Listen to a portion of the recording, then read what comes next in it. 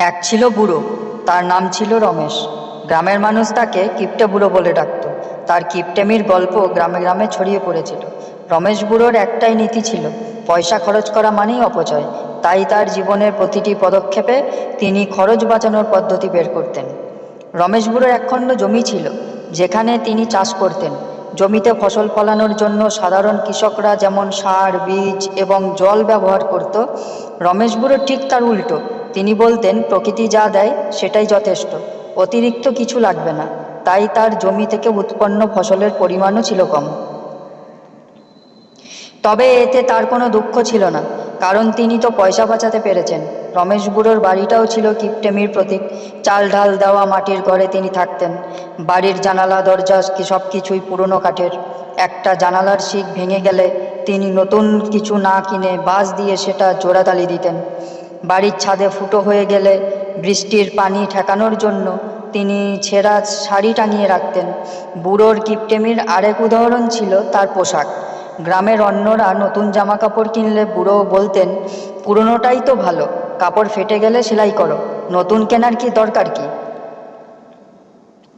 তাই তার পরনে সব সময় থাকতো পেঁচানো আর সেলাই করা পুরনো লুঙ্গি আর গামছা।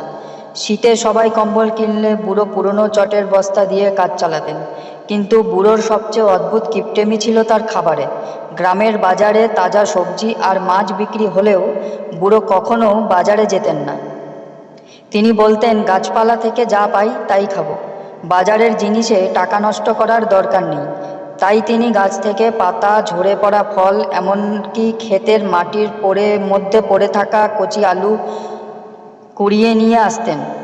গ্রামের মানুষ বুড়োর এই কিপটেমি নিয়ে অনেক হাসাহাসি করত। কেউ কেউ বলতো, রমেশ বুড়োর এই টাকা জমিয়ে কি হবে, সাথে তো কিছু নিয়ে যেতে পারবে না। বুড়ো এসব কথায় পাত্তা দিতেন না, বরং তিনি বলতেন, টাকা জমাতে পারলে ভবিষ্যৎ সুরক্ষিত। একদিন গ্রামের লোকজন জানতে পারল বুড়ো গুরুতর অসুস্থ। ডাক্তার দেখানোর মতো পরিস্থিতি না হওয়ায় সবাই মিলে চাঁদা তুলে তাকে হাসপাতালে নিয়ে গেল। ডাক্তার বললেন, বুড়োর শরীরে পুষ্টির ঘাটতি রয়েছে এবং ওষুধপত্র কিনতে হবে। কিন্তু বুড়ো ওষুধ কিনতে রাজি নয়। তিনি বললেন, এত টাকা খরচ করে লাভ কি, আমি নিজেই ঠিক হয়ে যাব। কিন্তু বুড়োর অবস্থা ক্রমশ খারাপ হতে লাগলো। একদিন তিনি গ্রামে সবাইকে ডেকে বললেন, তোমরা সবাই আমার বাড়িতে চলো, আমি তোমাদের কিছু দেখাতে চাই। লোকজন ভেবেছিল বুড়ো বুঝি তার জমানো টাকা দেখাবে। বাড়িতে গিয়ে তারা দেখল বুড়ো তার মাটির ঘরের মেঝেতে খুঁড়ে কিছু বের করছেন।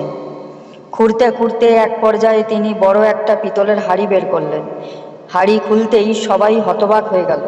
ভেতরে মুদ্রা আর সোনার গয়নায় ঠাসা। বুড়ো হেসে বললেন, এগুলোই আমার জীবনের সঞ্চয়, কিন্তু আমি বুঝেছি এই টাকার কোনো মূল্য নেই যদি আমি সুস্থ না থাকি। লোকজন বিস্মিত হয়ে বলল, তাহলে তো তুমি এগুলো কাজে লাগিয়ে বাঁচতে পারতে।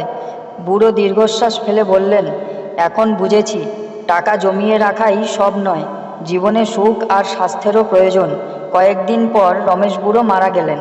তার সেই সঞ্চিত ধন গ্রামের উন্নয়নে ব্যবহার করা হলো। গ্রামের স্কুল তৈরি হলো, রাস্তা মেরামত হলো। বুড়োর জীবনের শিক্ষাটি আমার গ্রামের সবাই মনে রাখলো, কিপটেমি নয়, জীবনে দরকার পরিমিতি। বন্ধুরা, এই গল্পটা আপনাদের কাছে কেমন লাগলো কমেন্টে অবশ্যই জানাবেন।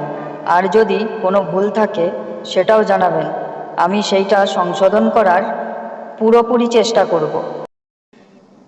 তাহলে বন্ধুরা, আপনারা সবাই ভালো থাকবেন এবং সুস্থ থাকবেন, এটাই ভগবানের কাছে আমার প্রার্থনা।